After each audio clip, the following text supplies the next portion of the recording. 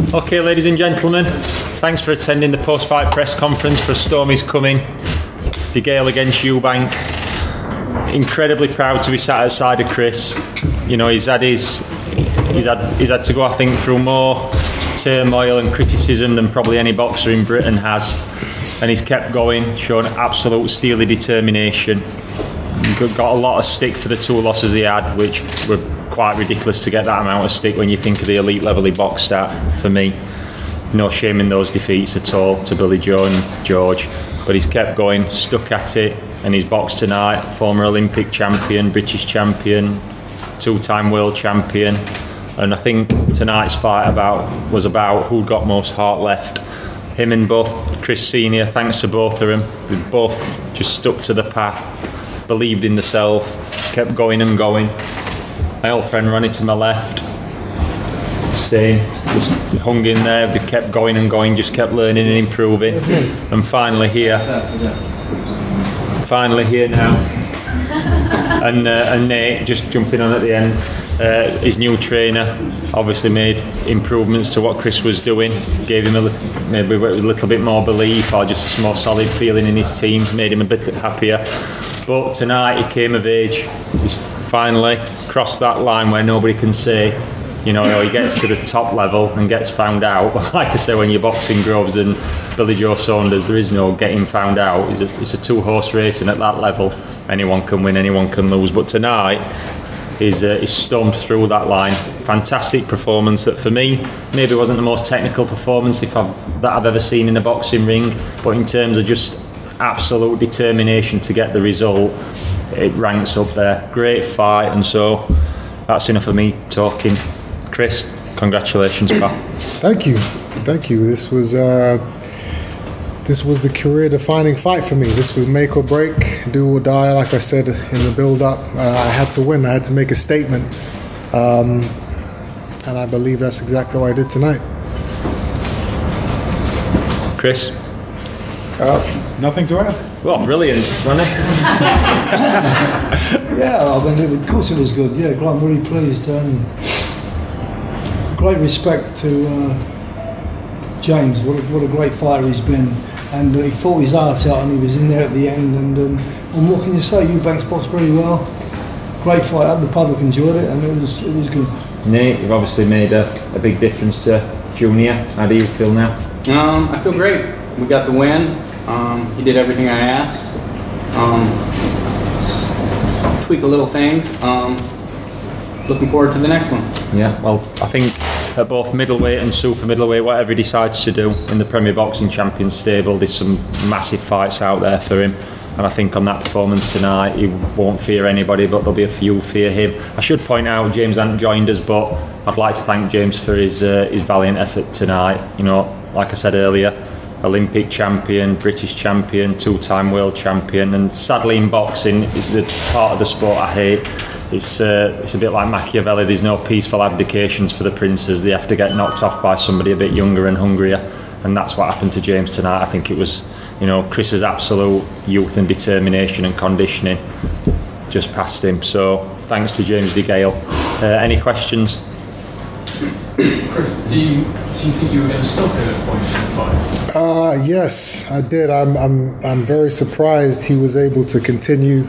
I've knocked guys out with some of the shots that I caught him with. He showed the heart of a champion, hell of a chin, and a lot of grit and determination to get up and continue. But he was hurt.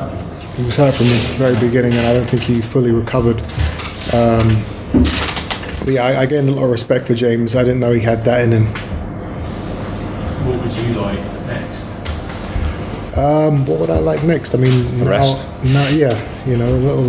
little break, and then straight back on it. You know, I want to challenge for world titles. I want to fight the big names. Whether that's in the middleweight or the super middleweight division, I'm not really too bothered. I can make both weights. So it's kind of whatever's put in front of me, whatever the best route is, I will take. Is Callum Smith someone who's on the radar? He has a belt. He has a belt. So anyone who has a belt's on the radar. And he has a manager, and that manager is me. And we will choose what is best for him, because He fought tonight at 12 stones 2. 12 stone, not 12-7, not 13 stones, 12-2. He's a middleweight. And so that's what we're going to discuss and look forward to actually competing at again. Remember, the only reason he went up to super middle was because of the World Boxing Super Series and that bumper financial deal that was done on his behalf. That's the only reason he went up to super middleweight. So it may be time to come back down, but it's something that we will discuss as a team. I fought at 12 stone, by the way, as well, not 12-2. Well, there you are. Just to add that. He fought at 12 stones, huh? So that means he's a true middleweight. Anybody else? Any questions? Come on. Sorry, go on, mate. Did you feel you were in control from very early on? Did it surprise you? James his whole style, even his presence and the way he's built, is very awkward. I'm sure, I haven't seen the fight, but I'm sure it looked a little bit ugly in certain areas, just from the fact that he's a slick, awkward southpaw, and it's very hard to pin a man like that down and get off shots. So I just had to drag him into the trenches and stay on him. But again, I was very surprised at his grit. I didn't think that he had it in him to get up after 2 heavy knockdowns like that and keep going and take those big shots. So respect to him for that. Was there a strategy that you come on strong at the end of the rounds? From the corner, there seemed to be saying last 30, get in. You seem to be really going for it now. No, whenever I saw an opening, whenever there was an opportunity for me to hurt him, that's what I did. Smart pressure, trying to work behind the jab, and picking punches and attacking at the right times. Chris, now that you've reflected, can you tell us how much of a difference? Nate brought focus to the build-up. To the preparation, he brought a tailored, focused training camp, which I've never really had before. I had the right sparring. I was working on the right things for what James DeGale is. Previously, I kind of just all my previous fights, it was just get fit, spar whoever's in the gym, and fight. For this we studied. We had a game plan, we had a strategy. And we studied what James was, and that's what we will continue to do now for my future fights. Coach James repeatedly called you deluded in the run-up. How satisfying is this win to prove that? Extremely.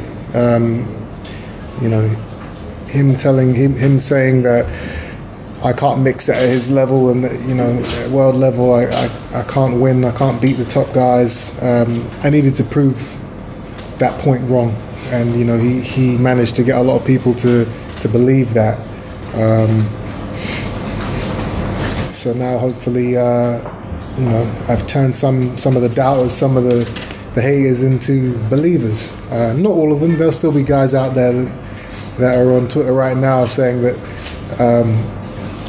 I was lucky, or whatever they want to say, and that I'm still not the real deal.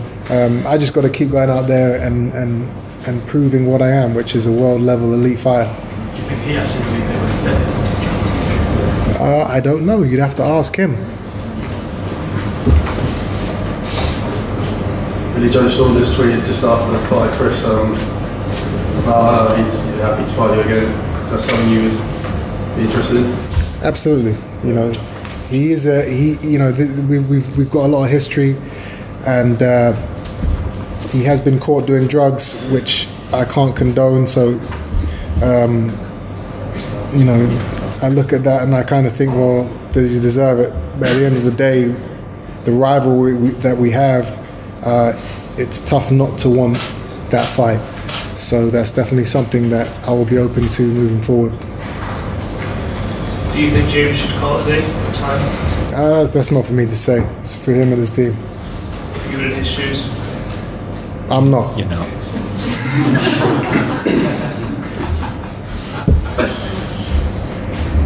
Anyone else?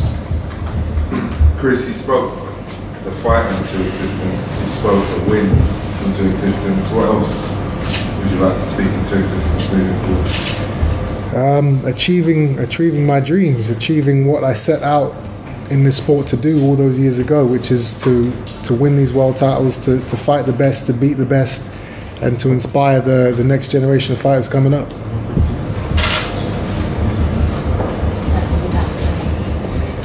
Okay. Yep. Thanks. I will say one thing, which is that the contract that Junior is under is with PBC, and this promotional company is the best in the world, and we are going to have a very long strike that. Junior is going to have a very long relationship with PBC because it is the best, and we will invite potentially great champions to our platform, ITV Box Office and PBC. And in this particular network is me, and I have the knowledge. I do. The business, the craft, the art, and the language. We are coherent, we're cognitive, and we're blessed. That's PBC. Thank you.